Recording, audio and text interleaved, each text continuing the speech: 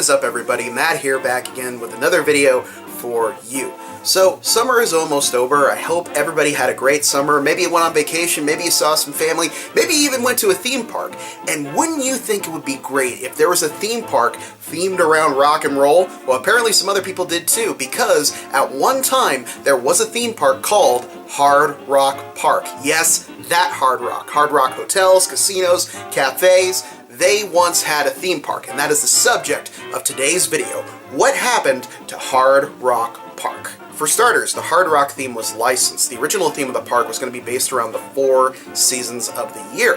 For $2.5 million, they licensed the name, and Hard Rock Park was born. Construction began in 2007, and on June 2nd, 2008, in Myrtle Beach, South Carolina, the park officially had its grand opening, with a special concert by the Moody Blues and the Eagles for the opening ceremony. It featured 6 lands: All Access Entry Plaza, Rock and Roll Heaven, The British Invasion, Lost in the 70s, Born in the USA, and Cool Country. It was your standard amusement park with shows and attractions, but it was all based on rock and roll, and the details were heavy on everything. I mean, everywhere you looked was a reference to a band or iconography or something of that sort. They really put a lot of love into the little things in the park. Like the cafe, the hotels, and the casinos, it was loaded with classic rock and roll memorabilia.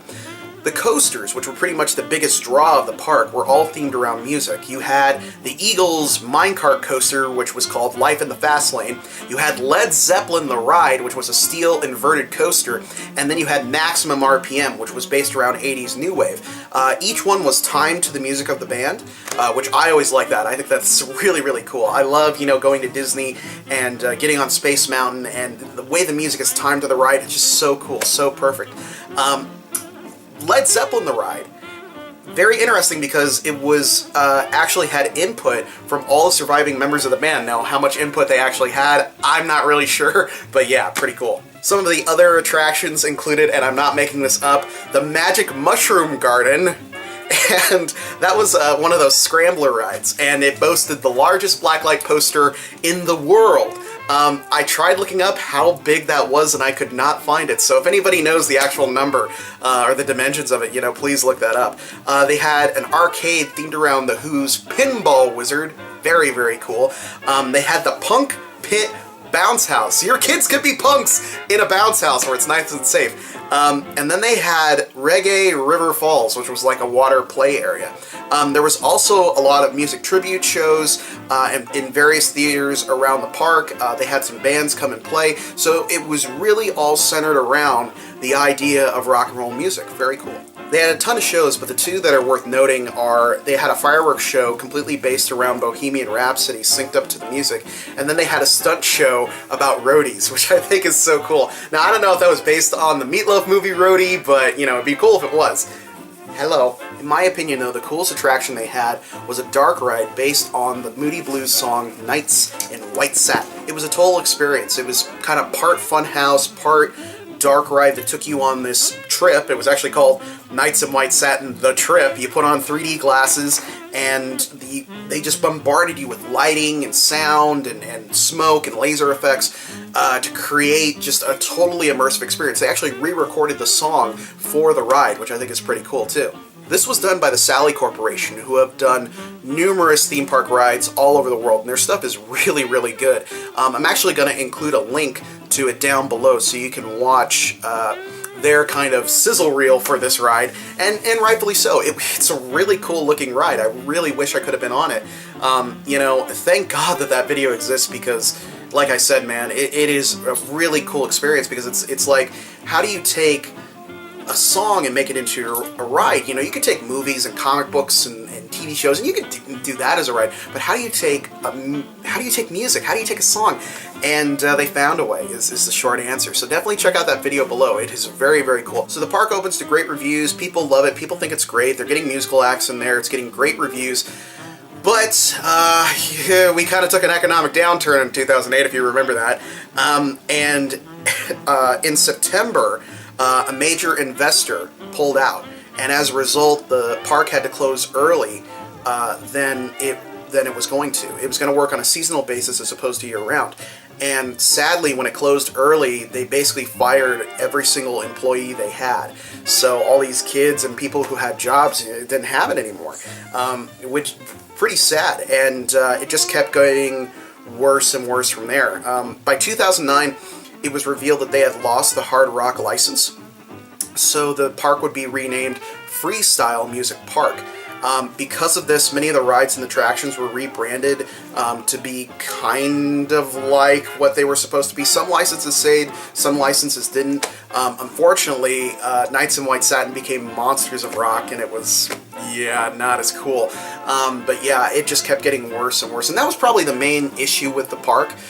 You know, if you read the Wikipedia article, or you read the articles I'm going to talk about here in a minute from Theme Park University, money and investors pulling out and then coming back and leaving, and it was just bad deals all around, man. Bad deals.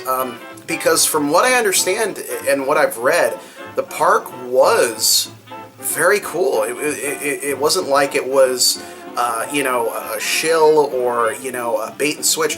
They had a lot of love and care for this, and it sucks because I'm going to go ahead and talk about this now. There's a great kind of blog, kind of theme park thing called Theme Park University, which is where I read the story originally about Hard Rock Park, and it's really sad when you look at it because the passion behind the project and the ideas they had for the future. They wanted to do stuff with the Beatles, they wanted to do stuff with Kiss, they wanted to expand, they wanted to do more, and it was there. It was so close to becoming an actual thing, something that was tangible. But yeah, man, money and the economic downturn and just bad deals just ruined the whole thing.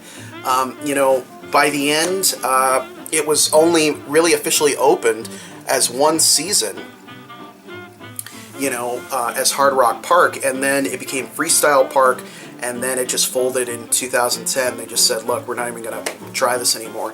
The rides have all been sold off to a theme park called Family Kingdom, and what rides weren't sold to Family Kingdom are currently on their way to Dragon Park Ha Long in Ha Long, Vietnam. So there you go. But seriously, check out the Wikipedia page and check out Theme Park University for just the massive story. I've only scratched the surface of this, you know, and my thinking is a lot of people didn't know this thing existed. I didn't know this thing existed, you know, because it was gone so quick, you know. It was Hard Rock for a season, then it was Freestyle, then it was gone. Just one of those weird chapters in theme park and rock and roll history, you know, how often those things intersect, but they did. And yeah, I really wish I could have experienced it. From what I understand, it had a great staff, it had a really cool atmosphere, it was all about the music, man, and it was just really cool. There are some videos online, and again, Theme Park University, those articles, they've got like, I think like 12 or 13 chapters that just cover everything from the beginning to the end, to the deals, to the rides. I mean, everything. It's so cool. So if you feel like you missed Hard Rock Park, you feel like you were living under a rock, you weren't. It was there and it was gone. But yeah, definitely very cool. But yeah, check out those links below if you want to know more about Hard Rock Park. My question to you guys for this video is, did you go to Hard Rock Park? Did you go to Freestyle Music Park? And do you think if they did it again, would it be successful? Who knows? But let me know in the comments below. Thank you guys so much for watching this video. If you like this video, please like, give it a share, and if you like my channel, subscribe. I always like seeing that number go up and up. It gives me a little when that happens. But anyway, thank you guys so much for watching this video on Hard Rock Park. I will see you guys next time.